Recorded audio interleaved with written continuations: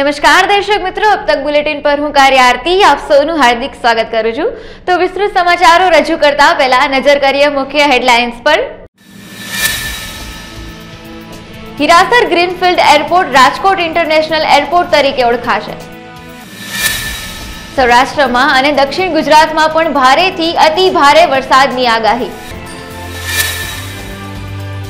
સૌરાષ્ટ્રમાં સિઝનનો 103% વરસાદ, જૂનાગઢમાં સૌથી વધુ 144.38% વરસાદ। તો હવે જોઈએ સમાચાર વિગતવાર। આગામી દિવસોમાં પ્રધાનમંત્રી નરેન્દ્ર મોદીના હસ્તે હીરાસર ગ્રીનફિલ્ડ એરપોર્ટનું લોકાર્પણ કરવામાં આવશે, ત્યારે હીરાસર એરપોર્ટ ખાતે તમામ તૈયારીઓને આખરી ઓપ અપાઈ રહ્યો છે। રાજકોટ એરપોર્ટ ડિરેક્ટર દિગંત બોરાના જણાવ્યા અનુસાર એરપોર્ટ ઓથોરિટી સાથે આયોજિત વિડીયો કોન્ફરન્સમાં ચેરમેન સંજીવ કુમાર દ્વારા હીરાસર ગ્રીનફિલ્ડ એરપોર્ટનું રાજકોટ ઇન્ટરનેશનલ એરપોર્ટ તરીકે નામકરણ કરવામાં આવ્યું હોવાનું જાહેર કરવામાં આવ્યું હતું। આથી હવેથી આ એરપોર્ટ રાજકોટ ઇન્ટરનેશનલ એરપોર્ટ તરીકે ઓળખવામાં આવશે। એરપોર્ટ ખાતે ઊભા કરાયેલા કલાત્મક ટર્મિનલ બિલ્ડિંગ ખાતે એરાઇવલ અને ડિપાર્ચર સહિતની જગ્યાઓને સાઇનેજીસથી સજ્જ કરી દેવામાં આવ્યું છે। ટર્મિનલમાં સિક્યોરિટી બેરિયર અને ટ્રોલીની સુવિધાઓ ઉપરાંત વિવિધ ઓફિસો સાધનોથી સજ્જ કરી દેવામાં આવી છે। ઓપરેશન મેનેજમેન્ટ સ્ટાફ દ્વારા વિવિધ સ્થળોની રેકી કરી લેવામાં આવી છે। એરપોર્ટ ખાતે જરૂરી સાફ સફાઈ કામગીરી પણ પૂર્ણ કરી દેવાઈ છે। હાલમાં એરપોર્ટ ઓથોરિટીના ચેરમેન સંજીવ કુમાર હીરાસર એરપોર્ટની મુલાકાત લઈ ચૂક્યા છે, તેમજ ડીજીસીએની ટીમ દ્વારા મુલાકાત લઈ ફાઇનલ ઇન્સ્પેક્શનની પ્રક્રિયા હાથ ધરાઈ હતી। ગુજરાતમાં વરસાદના ત્રીજા રાઉન્ડમાં મેઘરાજાએ રૌદ્ર સ્વરૂપ ધારણ કર્યું છે। જોકે હવે 26 જુલાઈથી દરિયામાં ડીપ ડિપ્રેશન સર્જાવાની શક્યતા છે।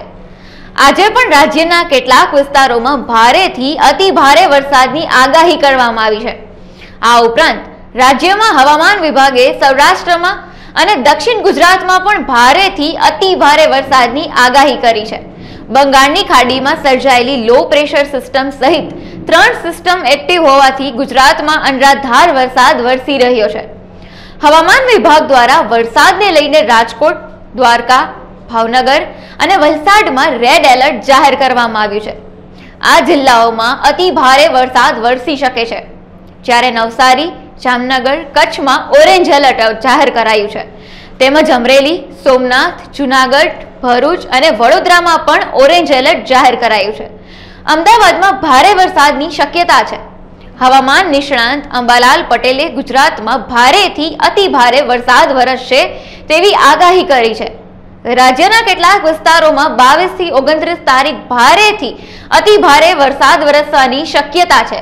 આગામી 26મી જુલાઈએ દરિયામાં ડિપ્રેશન સર્જાશે, જેના કારણે ભારેથી અતિ ભારે વરસાદ પડશે। સૌરાષ્ટ્રમાં સિઝનનો 103% વરસાદ વરસ્યો છે। હજી ચોમાસાની સિઝન પૂરી થવાના આડે 2.5 માસથી પણ વધુ સમય બાકી છે। આ વખતે લીલો દુષ્કાળ પડે તેવી દહેશત ઊભી થવા પામી છે। રાજ્યમાં છેલ્લા 1 માસથી અવિરત વરસાદ વરસી ગયો છે।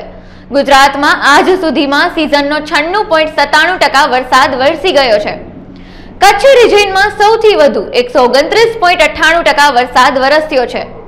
આ ઉપરાંત ઉત્તર ગુજરાતમાં 59.82%, પૂર્વ મધ્ય ગુજરાતમાં 59.82%, સૌરાષ્ટ્રમાં 102.96% અને દક્ષિણ ગુજરાતમાં 56.4% વરસાદ વરસી ગયો છે। સૌરાષ્ટ્રના 5 જિલ્લામાં હવે અતિવૃષ્ટિનો ખતરો તોળાઈ રહ્યો છે। ચોમાસાની સિઝનના આડે હજી 2.5 માસનો સમય બાકી છે। સતત એક પછી એક સિસ્ટમ સક્રિય થઈ રહી છે। જળાશયો ઓવરફ્લો થઈ ગયા છે। ગ્લોકલ બિઝનેસ સોલ્યુશન દ્વારા મહિલાઓ માટે પર્સનલ ફાઇનાન્સ મેનેજમેન્ટ અને કીટી પાર્ટીનું આયોજન કરવામાં આવ્યું હતું। મેનેજમેન્ટમાં બેન્કિંગ અને નાણાકીય વ્યવહાર, ઇન્વેસ્ટ, ઓપ્શન, ઓનલાઈન છેતરપિંડી વિશે જાગૃતિ આપવામાં આવી હતી તથા પ્રેક્ટિકલ એક્ટિવિટીઝ અને ગેમ્સનું પણ આયોજન કરવામાં આવ્યું હતું। નમસ્તે, મારું નામ પારસ રૂઘાની છે। હું ગ્લોકલ બિઝનેસ સોલ્યુશન્સનો ફાઉન્ડર અને ડાયરેક્ટર છું। ગ્લોકલ બિઝનેસ સોલ્યુશન્સ એક મોડર્ન ડે ફર્મ છે। એ 3 મેજર આસ્પેક્ટ્સ પર કામ કરે છે: બ્રાન્ડિંગ, કન્સલ્ટિંગ અને ટ્રેનિંગ। અમારા ટ્રેનિંગ વિંગની અંદર અમે સોસાયટીના અલગ અલગ સેક્ટર્સ જેમ કે students, women, business people, exporters, આ બધા માટે અલગ અલગ સ્પેસિફિક ટ્રેનિંગ્સ ઓર્ગેનાઇઝ કરીએ છીએ। એવા જ એક પ્રયાસ રૂપે આજે અમે લોકોએ ફિમેલ્સ માટે ફાઇનાન્શિયલ લિટરસીનો એક પ્રોગ્રામ અરેન્જ કરેલો છે અને આગળ જતાં અમે લોકો ગ્લોકલ બિઝનેસ સોલ્યુશન્સના જ હેડમાં વિવિન્સ નામનું એક નવું ઓર્ગેનાઇઝેશન સેટ કરીએ છીએ, જેમાં અમારો ઓવરઓલ ગોલ હશે વિમેન એમ્પાવરમેન્ટનો. તો ત્યાં એવી ઘણી બધી જ એક્ટિવિટીઝ થશે જે સોશિયલી કનેક્ટ કરશે લોકોને, ફિમેલ્સના ડેવલપમેન્ટ માટે, ઓવરઓલ એમના અવેરનેસ માટે, એમના રાઇટ્સ માટે એવી ઘણી બધી પ્રવૃત્તિઓ, ઘણા બધા ઇવેન્ટ્સ, ઘણા બધા ટ્રેનિંગ્સ થતા રહેશે. એવા એક પ્રયત્ન રૂપે આજે અમે લોકોએ અહીંયા ફાઇનાન્શિયલ લિટરસીનું આયોજન કરેલું હતું. ગ્લોકલ બિઝનેસ સોલ્યુશન્સ એકદમ યંગ કંપની છે. અમારા જે ટીમ મેમ્બર્સ છે એ બધાના વિચાર એવા છે કે સોસાયટીમાં અને આપણા સરાઉન્ડિંગમાં જે ચેન્જીસ લઈ આવવાની જરૂર છે, જે ચેન્જીસને વિશે આપણે વિચારતા હોઈએ, એની આપણે આશા રાખતા હોઈએ, તો એ ચેન્જીસની શરૂઆત જ આપણે લોકો કરીએ. તો આના માટે અમે લોકો અલગ અલગ કંપનીના બ્રાન્ડ્સ અને બ્રાન્ડના ડેવલપમેન્ટ માટેના કાર્ય કરીએ છીએ. પ્લસ અમારી પોતાની 2 બ્રાન્ડ્સ માર્કેટમાં અવેલેબલ છે. આના માટે ડિઝાઇનથી લઈને, કોન્સેપ્ચ્યુઅલ બ્રાન્ડિંગથી લઈને, એમના લોગોને એમની કંપની સાથે કેવી રીતે કનેક્ટ કરીએ, આ બધા જ કોન્સેપ્ટ્સ અમે ડેવલપ કરીને આપીએ છીએ. આના સિવાય સોશિયલ મીડિયા બ્રાન્ડિંગ અને ડિજિટલ માર્કેટિંગના બી એક્ટિવિટીઝ અમે લોકો ત્યાંમાં કવર કરીએ છીએ. કન્સલ્ટિંગ એક એવું ડોમેઇન છે જે રાજકોટમાં હજી કોઈ વધારે ડિસ્કસ થતું નથી, પણ ખરેખર આપણું રાજકોટ એક MSME હબ છે અને એના માટે કન્સલ્ટિંગના કોન્સેપ્ટ્સની બહુ જ જરૂર છે. તો એ આસ્પેક્ટ પર ધ્યાન આપવા માટે અમે લોકો બિઝનેસ કન્સલ્ટિંગ બી કરીએ છીએ. એના અંડરમાં strategic development, branding consulting, sales development, human resource development અને ઓવરઓલ ગ્રોથ ડેવલપમેન્ટ માટેની સ્ટ્રેટેજીસ માટે અમે બિઝનેસીસને હેલ્પ કરીએ છીએ.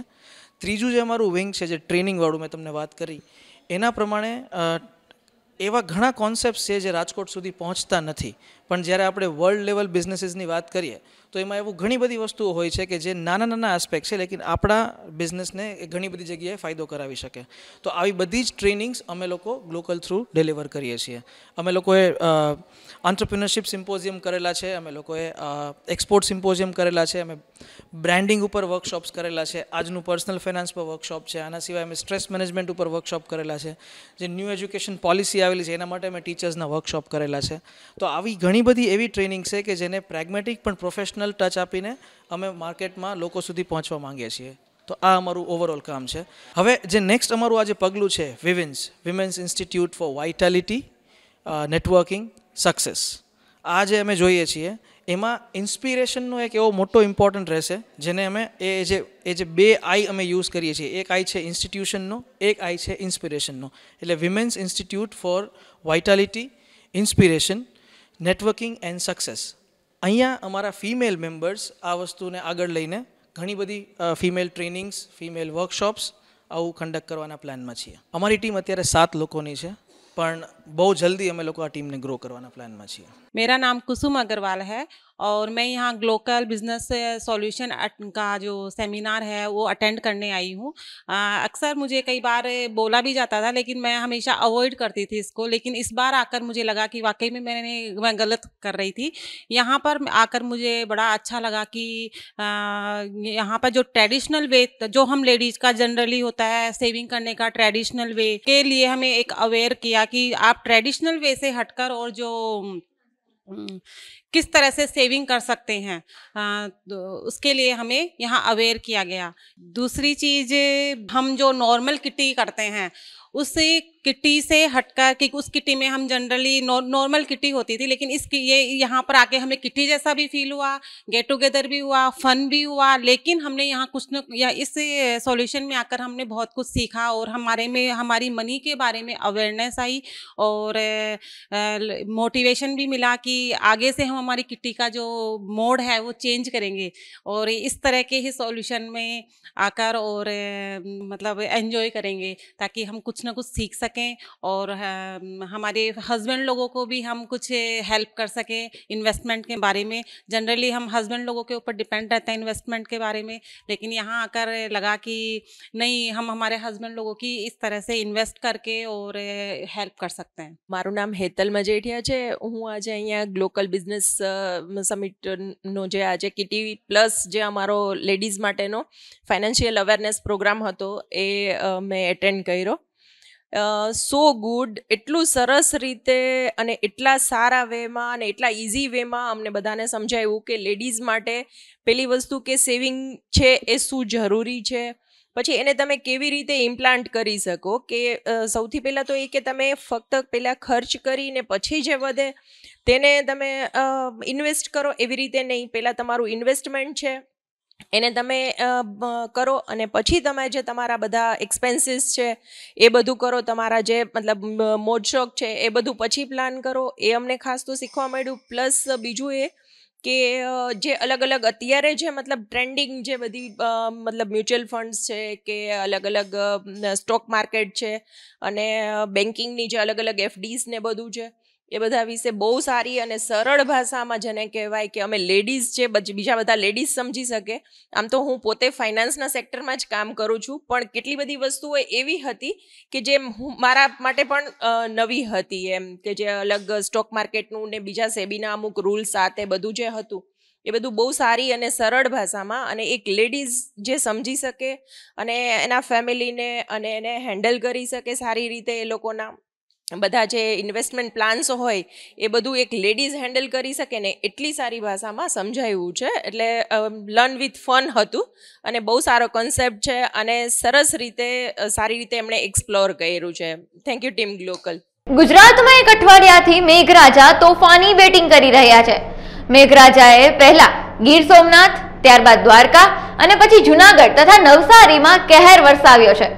હવામાન વિભાગની આગાહી અનુસાર મેઘરાજા સૌરાષ્ટ્રના 2 જિલ્લામાં તથા ઉત્તર ગુજરાતના 3 જિલ્લા માટે ભારેથી અતિ ભારે વરસાદ થવાની સંભાવના વ્યક્ત કરવામાં આવી છે. ભારે વરસાદથી અનેક નદી નાળા છલકાયા છે. આ ઉપરાંત અનેક જિલ્લામાં ડેમ છલકાવાથી પાણી સમસ્યા હલ થઈ છે. જો વાત કરી રાજકોટ જિલ્લાની તો જસદણ તાલુકામાં ઉપરવાસમાં ભારે વરસાદથી કરણુકી ડેમના તમામ દરવાજા ખોલવામાં આવ્યા છે, જેના કારણે જસદણના જીવા પરથી સાણથલી જવાનો રસ્તો બંધ કરવામાં આવ્યો હતો. આ ઉપરાંત જીવાપર ગામ સંપર્ક વિહોણું બન્યું હતું. નવા ગામ, સાણથલી, પ્રતાપપુર, જૂના પીપળિયા સહિત ગામોને એલર્ટ કરવામાં આવ્યા હતા. અરવલ્લીના બાયડ તાલુકામાં લાંક ડેમમાં પાણીની આવકમાં સતત વધારો થતા 1200 ક્યુસેક પાણી નદીમાં પાણી છોડવામાં આવ્યું હતું. કાંઠા વિસ્તારના 5 ગામડાઓને એલર્ટ કરવામાં આવ્યા હતા. તેમજ નદી કિનારે નહીં જવા તંત્ર દ્વારા લોકોને અપીલ કરવામાં આવી હતી. જો જામનગરની વાત કરીએ તો ભારે વરસાદથી રંગમતી ડેમના 3 દરવાજા 2 ફૂટ ખોલવામાં આવ્યા છે. રાજકોટમાં ભારે વરસાદથી ન્યારી ડેમના દરવાજા ખોલવામાં આવ્યા છે. ડેમ છલકાતા પાણીની સમસ્યા હલ થતા શહેરીજનોમાં ખુશીનો માહોલ સર્જાયો હતો. અમરેલી લાઠીના દુધાળા ગામ નજીક બ્રહ્મશ્રી સૌજી ધોળકિયા દ્વારા નિર્મિત the United Nations 2023 water conference લેકના લોકાર્પણ પ્રસંગે ગુજરાતના રાજ્યપાલ આચાર્ય દેવવ્રત અને મુખ્યમંત્રી ભૂપેન્દ્ર પટેલ દુધાળા મુકામે પહોંચ્યા હતા.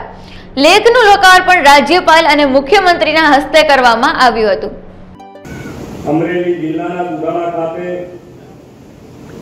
હરિકૃષ્ણ ગ્રુપ દ્વારા આયોજિત ધ યુનાઇટેડ નેશન્સ 2023ની વોટર કોન્ફરન્સમાં જે તળાવ એમણે નક્કી કર્યું હતું બનાવવાનું, એના લોકાર્પણ પ્રસંગે આપણી સૌની સાથે મંચ ઉપર ઉપસ્થિત ગુજરાત રાજ્યના સન્માનીય રાજ્યપાલ મહોદય શ્રી આચાર્ય દેવવ્રતજી, પદ્મશ્રી સૌજીભાઈ ધોળકિયા.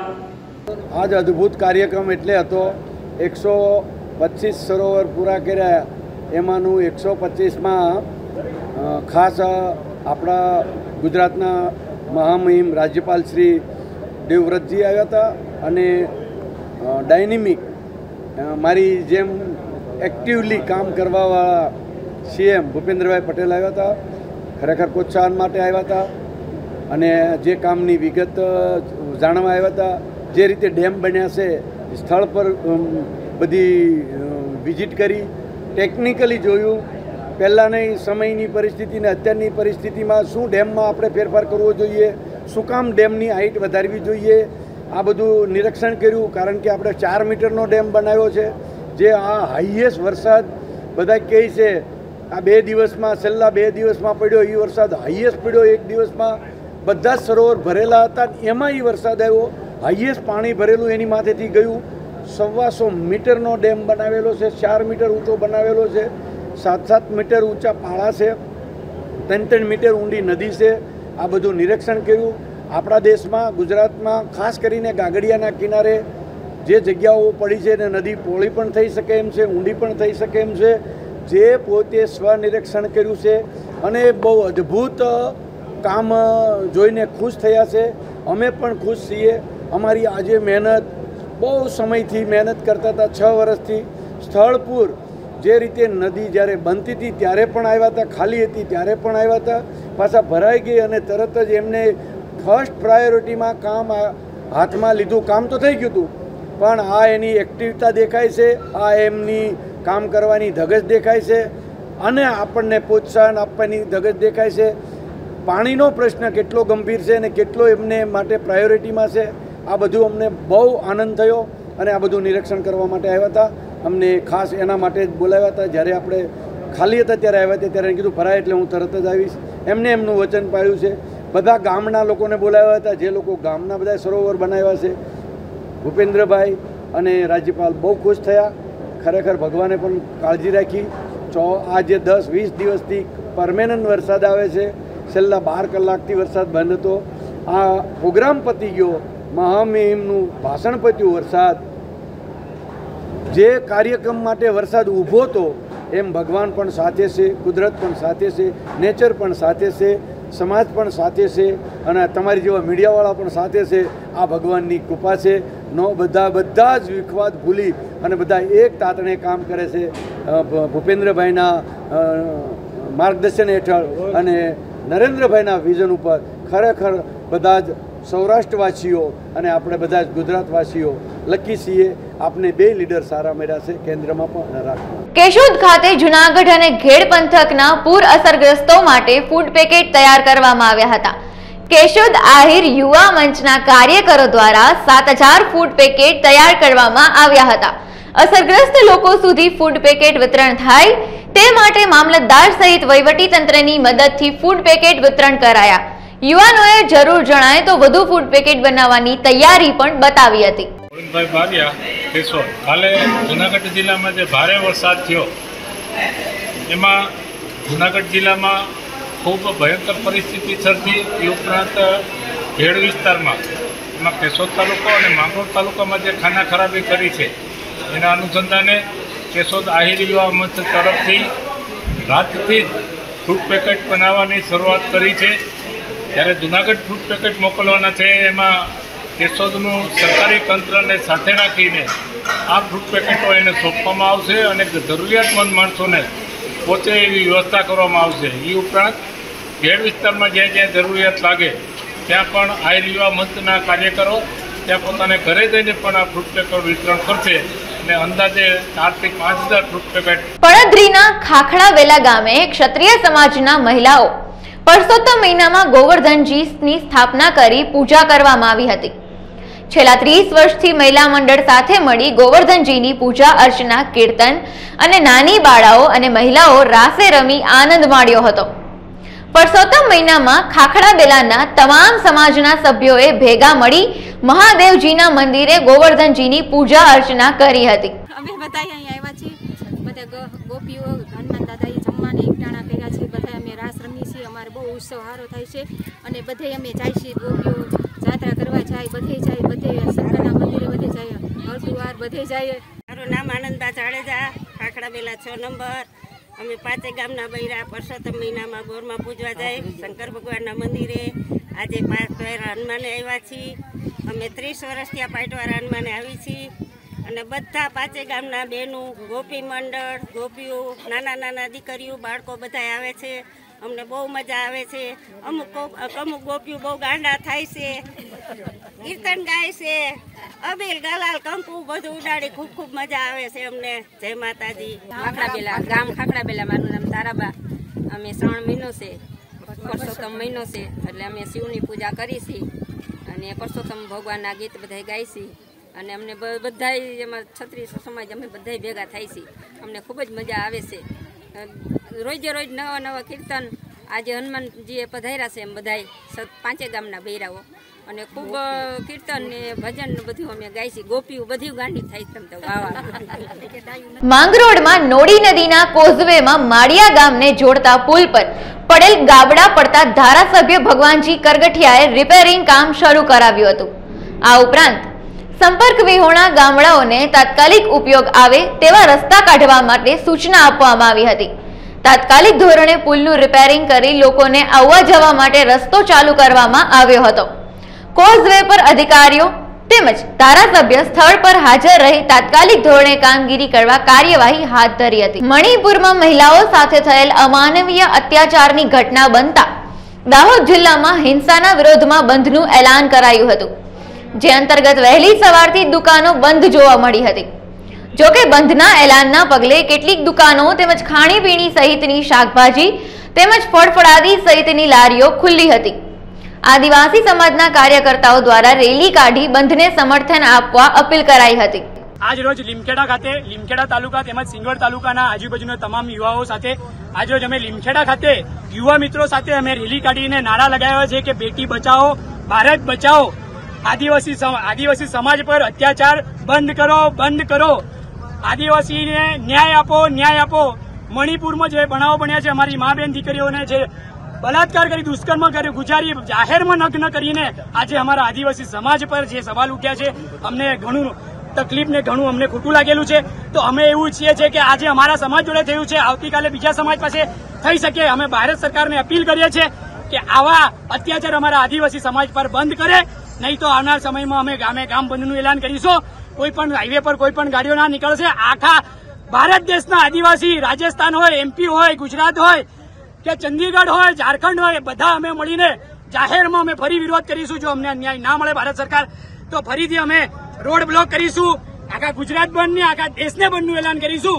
એવી અમે સરકારશ્રીને નમ્ર અરજ કરીએ છીએ, અમને આદિવાસીને ન્યાય આપો અને અમારા મણિપુરમાં જે અત્યાચારો થઈ રહ્યા છે, આજે 3 મહિના સુધી અમારા અત્યાચાર આદિવાસીઓને થઈ રહ્યા હતા, સરકાર માત્ર એને વિડીયો વાયરલ થયા પછી મીડિયા પણ જાગી છે। તો સરકારશ્રીને નમ્ર અરજ છે કે અમારા આદિવાસી સમાજને, અમારી મા બેનને, અમારી જે મા બેન હતી એમાંથી એક અમારા આર્મી યુવાન હતો જે કારગિલ યુદ્ધમાં લડ્યો હતો। મિત્રો, કારગિલ યુદ્ધ આપણા ભારત દેશ માટે જે માણસ લડ્યો હોય એ કહી રહ્યો છે કે હું મારા દેશ માટે લડ્યો, મારી મા બેન, મારી પત્નીને હું બચાવી ના શક્યો।